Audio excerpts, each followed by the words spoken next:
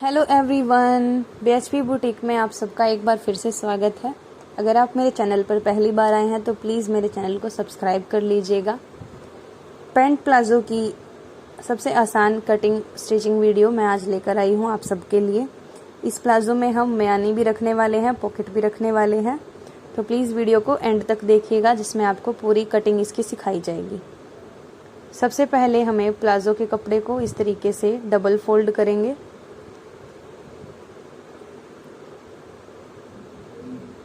और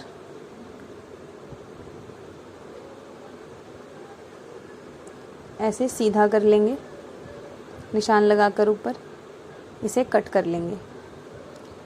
हमें प्लाज़ो की खुली साइड अपनी तरफ रखनी है, कपड़े की खुली साइड अपनी तरफ रखनी है, किनारी वाली साइड जो होती है, और इस तरीके से ऊपर से एक बार कपड़े को सीधा कर लेना है। अब हम इलास्टिक के लिए निशान लगा रहे हैं, जो कि मैंने करीब 2.5 इंच का मार्जिन छोड़ा है। मेजरमेंट्स मैंने स्क्रीन पर लिख रखी है, आप वहाँ से देख सकते हैं। इन निशानों को हम सीधा कर देंगे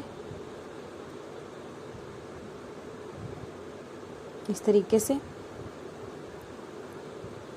अब इसी निशान पर रखते हुए हमें प्लाज़ो की लेंथ के लिए निशान लगाना है।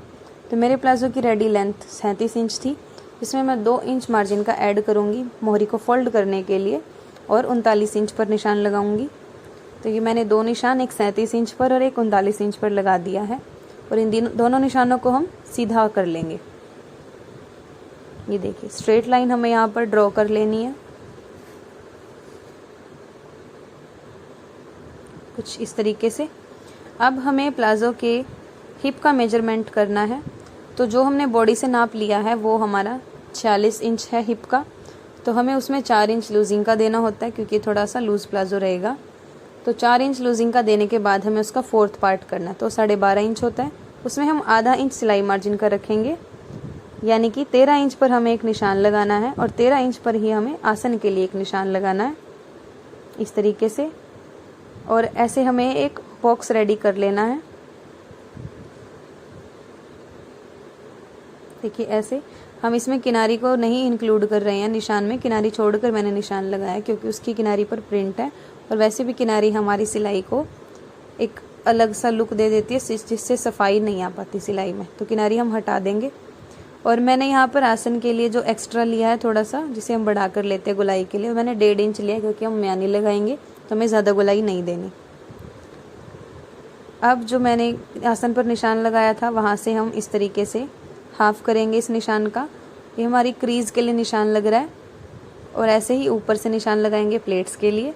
सेम हमें मोहरी पर से भी करना है क्योंकि यहाँ पर हमारी प्लाज़ो की बीच की क्रीज बनेगी, और ये निशान एकदम ऐसे सीधा होना चाहिए।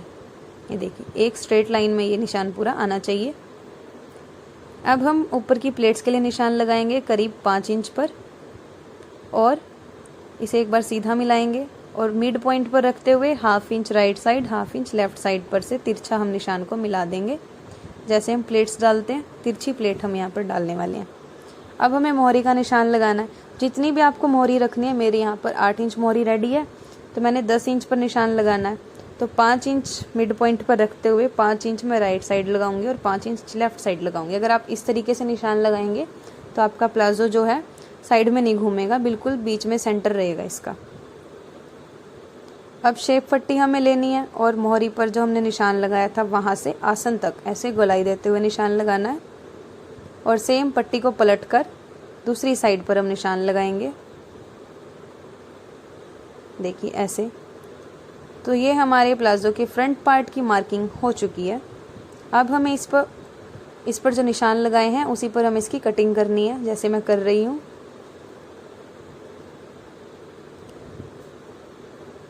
अगर आप इस तरीके से प्लाज़ो बनाएंगे ना तो बिल्कुल भी घूमेगा और ना ही बीच में से उठेगा, एकदम परफेक्ट आपका प्लाज़ो बनकर रेडी होएगा।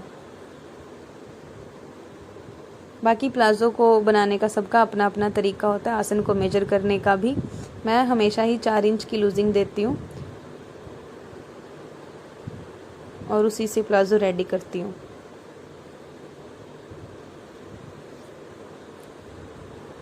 म्यानी वाले प्लाज़ो में हमारे आसन की गोलाई भी कम आती है, अदरवाइज़ हम इसको 2 से 2.5 इंच पर लगाते हैं निशान।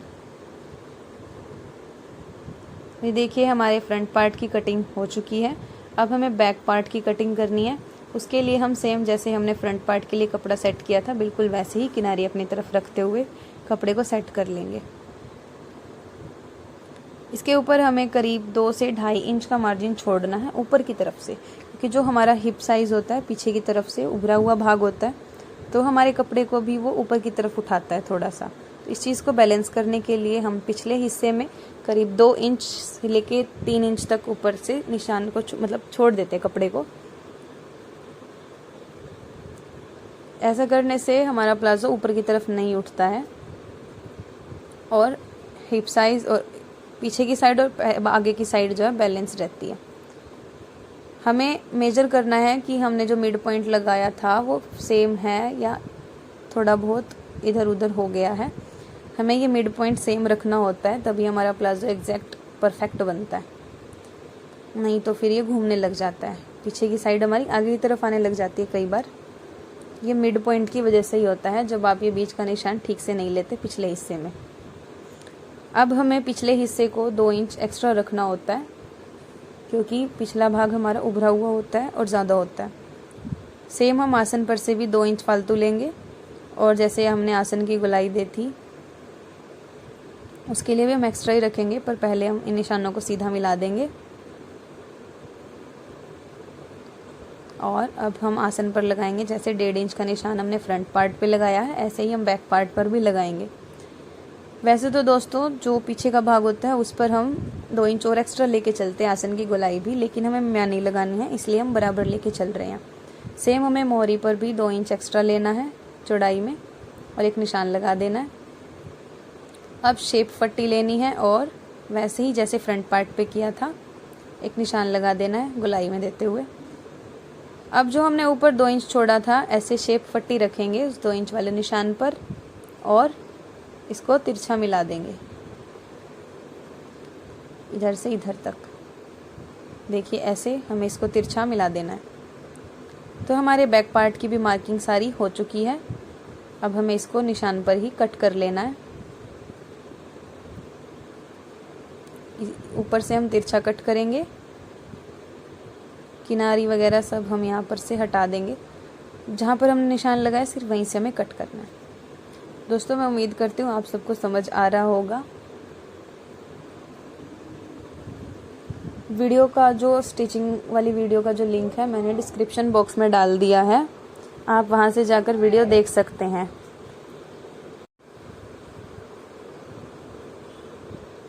इस वीडियो में आपको फुल कटिंग मिलेगी प्लाजो पैंट की विद म्यानी एंड विद पॉकेट। अभी हम इसकी पॉकेट भी कट करेंगे और इसकी म्यानी भी कट करेंगे। मोहरी पर से हमें देखिए बिल्कुल यहाँ पर बराबर बराबर कट करना है, कोई ऊपर नीचे नहीं करना। और ये हमारे बैक पार्ट की कटिंग भी हो चुकी है। अब हम सबसे पहले म्यानी कट करेंगे इसके लिए। तो जो इसमें से कपड़ा बचा हुआ है हम उसी को ले लेंगे और ऐसे इसको डबल फोल्ड करेंगे। मैं यहाँ पर म्यानी करीब 7-7.5 इंच की रख रही हूँ। जितना ये कपड़ा चौड़ाई में होगा हम उतना ही रख लेंगे।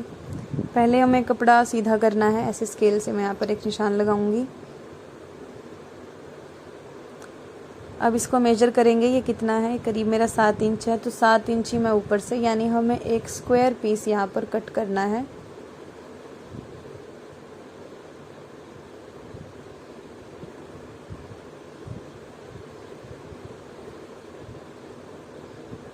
अब इसे हम काट लेंगे। ये कट करने के बाद हमें इसको हाफ में फोल्ड करना है।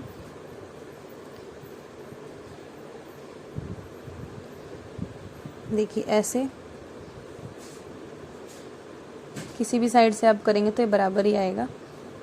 और इसको ऐसे कोने से कोना मिलाते हुए एक डायगोनल शेप देनी है, मतलब डायगोनल्स इसके मिलाने हैं और ऐसे तिकोनी शेप देकर इस पर कटिंग करेंगे इसकी।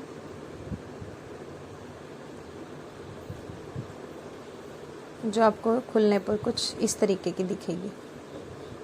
तो ये हमारी फ्रंट और बैक दोनों पार्ट की म्यानी कट के रेडी है। अब हमें पॉकेट कट करनी है, तो इसी कपड़े में से मैं पॉकेट कट कर लूँगी। पॉकेट की कटिंग और अटैच करना जैसे भी होता है, मैंने पूरी वीडियो एक मेरे चैनल पर डाल रखी है। इसकी भी मैं लिंक जो है डिस्क्रिप्शन बॉक्स में डाल दूँगी। अगर आपको और डिटेल में देखना है कि पॉकेट कैसे कट करते हैं और कैसे पॉकेट को स्टिच किया जाता है, तो आप वहाँ से भी देख सकते हैं। यहाँ पर मैं बेसिकली बता देती हूँ, जो पॉकेट का हमारा ऊपर का हिस्सा होता है उसे हम करीब 5 से 5.5 इंच रखते हैं और नीचे के हिस्से को 7 इंच रखते हैं और यहाँ से 2 इंच की हम गोलाई देते हैं, जैसे स्लीव्स में हम गोलाई देते हैं। और जो ये ऐसे निशान लगाए थे हमने, इसको हम सीधा कर लेंगे और इन्हीं निशानों पर हम कटिंग करेंगे। तो ये हमारे पैंट प्लाज़ो की पॉकेट भी कट हो गई है, जिसको लगाने का तरीका मैंने स्टिचिंग की वीडियो में बताया है, आप वहाँ से इजीली देख सकते हैं। या आपको अलग से वीडियो चाहिए तो मैंने वो भी डाल रखी है, उसका लिंक भी मैंने डिस्क्रिप्शन बॉक्स में डाल दिया है, आप वहाँ से भी देख सकते हैं। हमने यहाँ पर लिख भी लिया है कि हमारे पॉकेट का ऊपर का हिस्सा है और ये नीचे का हिस्सा है। तो ये पॉकेट, म्यानी और प्लाज़ो हमारा कट के रेडी हो गया। यहाँ तक देखने के लिए दोस्तों आप सबका धन्यवाद और लाइक ज़रूर कीजिएगा।